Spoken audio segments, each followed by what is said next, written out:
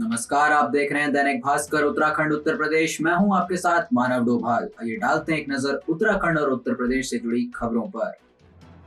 राजधानी देहरादून में जिला अधिकारी डॉक्टर आर राजेश कुमार ने किया कोऑर्डिनेशन हॉस्पिटल का आकस्मिक निरीक्षण, बुनियादी जरूरतों को पूरा करने के दिए निर्देश।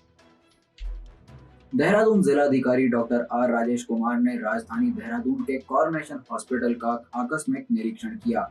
इस दौरान आर राजेश कुमार ने अव्यवस्थाओं पर नाराजगी व्यक्त करते हुए मुख्य चिकित्सा अधीक्षक को तत्काल कार्य प्रणाली में सुधार लाने के निर्देश दिए। वहीं जिलाधिकारी द्वारा अस्पताल के आपातकालीन केंद्र में बेंच पर लेटे हुए मरीज के बारे में जानकारी लेने पर पता चला कि वह सुबह से अस्पताल में है, लेकिन पैसे न होने की वजह से उसका अल्ट्रासाउंड नहीं किया गया, जिसे देखते हुए राजेश कुमार ने चिकित्सकों को तत्काल बीमार व्यक्ति का अल्ट्रासाउंड कराने के निर्देश दिए। वहीं इस बीच राजेश कुमार ने कहा कि अस्पताल में डॉक्टरों को मरीजों के साथ संवेदनशीलता और स्वच्छता जैसी बातों का ध्यान रखना जरूरी है। साथ ही उन्होंने कहा कि कोरोना की तीसरी लहर के लिए हम पूरी तरह से तैयार हैं। देखिए, आज कोऑर्डिनेशन हॉस्पिटल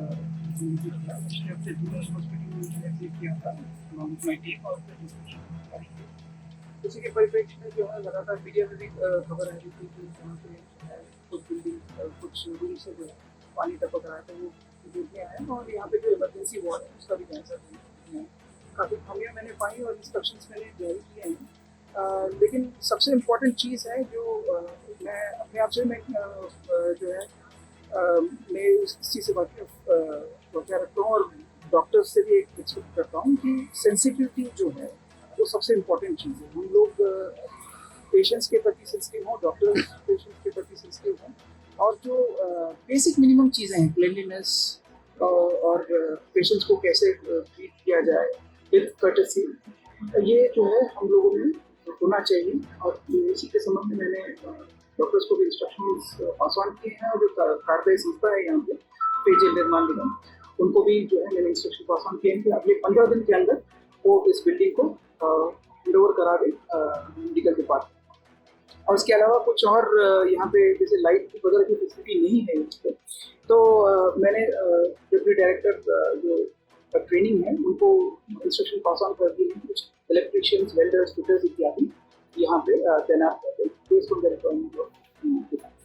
जैसे कोविड की तीसरी लहर को देखते हुए बताया जा रहा है तीसरी लहर आने वाली है, तो उसके लिए क्या तैयारियां पर्याप्त हैं यहाँ पर? और तैयारियां पर्याप्त नहीं है तो कितने दिन तक तैयारियां पूरी? देखिए, मैंने अब डिपार्टमेंट को भी इंस्ट्रक्ट किया है और जो कंस्ट्रक्शन एजेंसी है उनको भी इंस्ट्रक्ट किया है कि 15 डेज के अंदर के ट्रांसफर कर दें और जो भी खामियां हैं उसको तब तक दुरुस्त कर दें। तो मेरे ख्याल से बाई द टाइम संभावित थर्ड वेव स्ट्राइक्स हम लोग पूरी मुस्तैदी के साथ हमारी पूरी तैयारी 100% रहेगी। प्रदेश भर में संयुक्त संघर्ष मोर्चा की हड़ताल पर लगा विराम। ऊर्जा मंत्री हरक सिंह रावत ने लिया 1 महीने में मांगे पूरी करने का निर्णय। अपनी 14 सूत्रीय मांगों को लेकर ऊर्जा निगम के संयुक्त संघर्ष मोर्चा के पदाधिकारियों ने प्रदेश भर में रात 12 बजे से हड़ताल शुरू कर दी थी, जिसके बाद प्रदेश में बिजली की व्यवस्था चरमरा गई थी। इस बात को देखते हुए ऊर्जा मंत्री हरक सिंह रावत और संयुक्त संघर्ष मोर्चा के पदाधिकारियों के बीच करीब 1 घंटे की वार्ता हुई, जिसके बाद संयुक्त संघर्ष मोर्चा से जुड़े पदाधिकारियों ने हड़ताल को वापस ले लिया।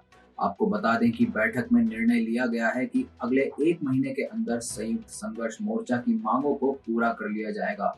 वहीं इस बीच ऊर्जा मंत्री हरक सिंह रावत ने कहा कि 1 महीने के अंदर सारी समस्याओं का समाधान निकालने का पूरा प्रयास किया जाएगा।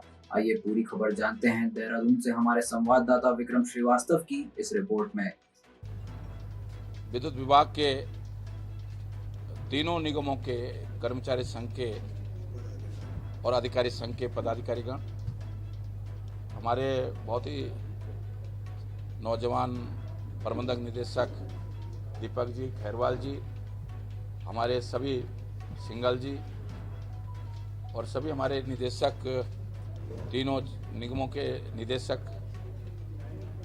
और पत्रकार भाई और बहनों, आज बहुत ही स्वार्थपूर्ण ढंग से ऊर्जा विभाग के तीनों निगमों के और उनके जो संरक्षक हैं राष्ट्रीय स्तर पर माननीय दुबे जी, उनकी मौजूदगी में बातचीत हुई है और स्वार्थपूर्ण तरीके से बातचीत हुई है। उन्होंने अपनी जो समस्याएं थी वैसे मेरी पहले से भी जानकारी में थी, चाहे 9, 14, 19 के था, पेंशन का प्रकरण था, उपनल के कर्मचारियों के समस्या थी, कुछ विद्युत निगमों के स्तर पर कुछ समस्याएं थी। उन सब पे बहुत गंभीरता के साथ, गहनता के साथ विचार विमर्श हुआ है। आज कैबिनेट में भी इस विषय पर चर्चा हुई है। कैबिनेट ने एक इंदु कुमार पांडे जी की अध्यक्षता में एक समिति बनाई है और प्राथमिकता से वो समिति, वैसे तो वो समिति सभी विभागों के लिए बनी है, लेकिन प्राथमिकता से ऊर्जा विभाग को के मामले में वो रिपोर्ट जल्दी शासन को देगी। मैंने अपने कर्मचारी भाइयों से, बहनों से ये निवेदन किया, कर्मचारी नेताओं से निवेदन किया कि अभी मुझे कुछ ही समय हुआ है इस विभाग के मंत्री के रूप में। प्रबंधन निदेशक ने कल ही ज्वाइन किया, हमारी सचिव ने भी अभी 4 दिन पहले ज्वाइन किया। हमें कुछ समय चाहिए। हालांकि मैं एज ए मिनिस्टर पहले से जानता हूं इनकी समस्याओं को, लेकिन पहले सामूहिक जिम्मेदारी के रूप में जानता था और आज व्यक्तिगत रूप से मंत्री के रूप में मैं इस विषय को समझा हूं। और हमें कुछ समय चाहिए जिससे कि हम आपकी जो समस्याएं, जो जायज़ समस्याएं आपकी, उन समस्याओं का समाधान निश्चित रूप से होगा, क्योंकि सरकार जिसका जो हक है उसको वो मिलना चाहिए। कभी भी सरकार और सरकार का काम ही जो हमारे कर्मचारी हैं या कोई भी वर्ग है उसको उसके हितों का रक्षा करना हमारी जिम्मेदारी है।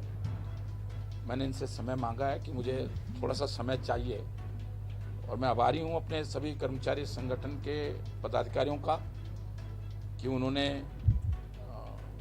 हमें 1 माह का समय दिया है और 1 माह के अंदर हम कोशिश करेंगे कि जो समिति बनी है उसकी रिपोर्ट आ जाए, सरकार में, कैबिनेट में हम उसको ले जाएं और समय से हम उन सारी समस्याओं का देखिए, कर्मचारी भी जानते हैं क्या चीज़ मिल सकती है, क्या नहीं मिल सकती। देखिए, कई बार मैं भी स्वयं शिक्षक नेता रहा हूं और जन आंदोलन से जुड़ा हूं। कई बार हम भी जब मांग पत्र बनाते हैं तो हम कुछ मांगे ये ऐसी भी बनाते हैं जिससे हमें पता है कि ये मांग हमारी पूरी नहीं हो सकती, लेकिन हमें मालूम होता है कि कौन सी मांग हमारी पूरी हो सकती है, कौन से नहीं हो सकती। वो कर्मचारी भी जानते हैं, मैं भी जानता हूं कि कौन सी मांग इनकी पूरी की जा सकती है। तो इसलिए मैंने इनको दिलाया और मैं आभारी हूं कि मेरे सभी कर्मचारी भाई मुझ पर इतना भरोसा करते हैं।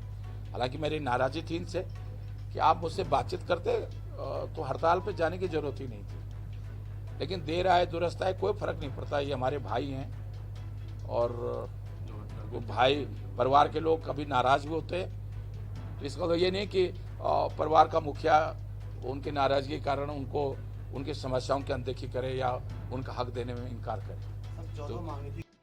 सहारनपुर के नगर निगम में सफाई कर्मचारियों ने किया प्रदर्शन, वेतनमान की मांग को लेकर की प्रशासन के खिलाफ जोरदार नारेबाजी।